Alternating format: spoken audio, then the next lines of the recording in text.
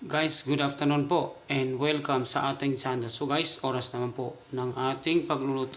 So ang ating recipe sa ngayon ay gigisa tayo ng white century tuna. At siyempre guys, hahaluan din natin ng sweet corn.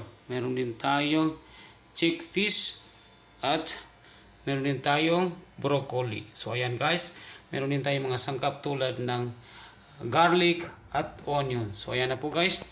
Nakaready na po lahat ng ating mga sangkap na kakailanganin sa ating recipe sa ngayon. Kaya umpisa na po natin guys ang ating pagluluto.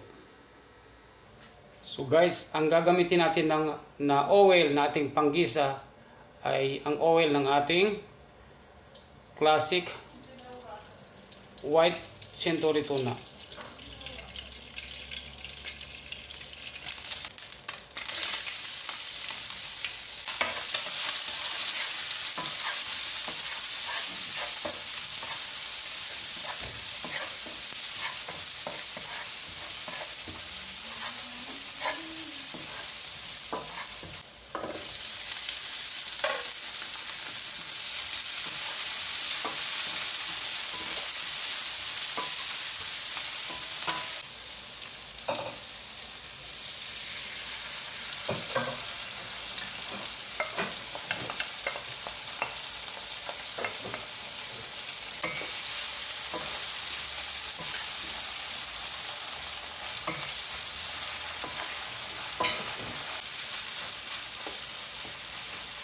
Ang ating chickpeas,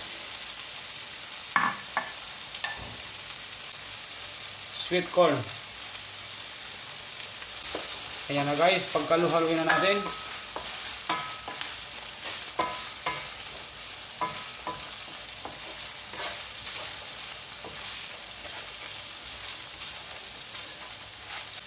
Maglalagay na tayo guys ng pampalasa tulad ng salt,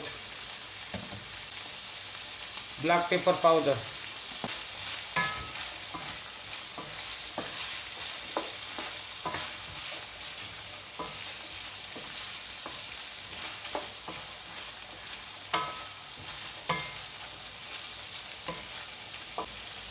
ilalagay ko na ang ating broccoli.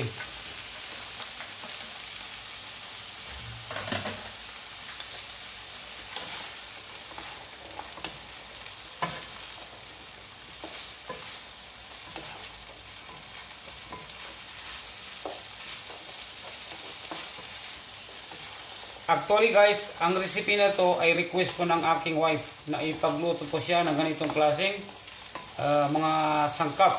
So ito na po.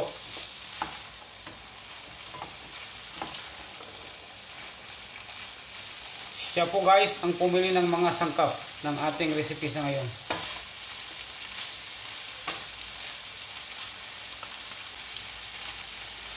Paglalagay din tayo ng ginisa mix.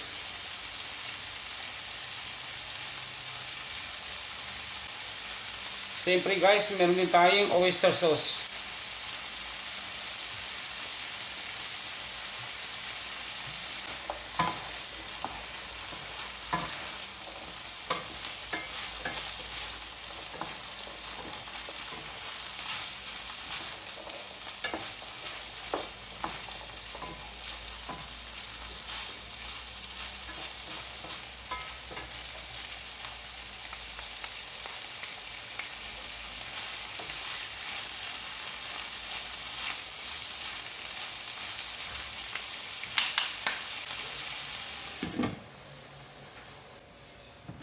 So ito na guys, silipin natin ang status ng ating niluluto sa ngayon.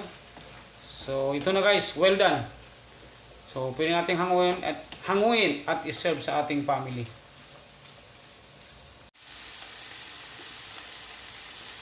So ayan na po guys, well done ang ating recipe sa ngayon na ginisang classic white century tuna na may sweet corn, chickpeas at broccoli.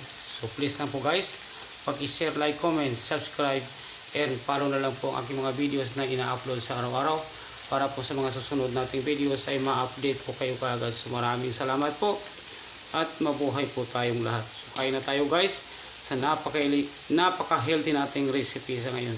So thank you for watching and bye-bye.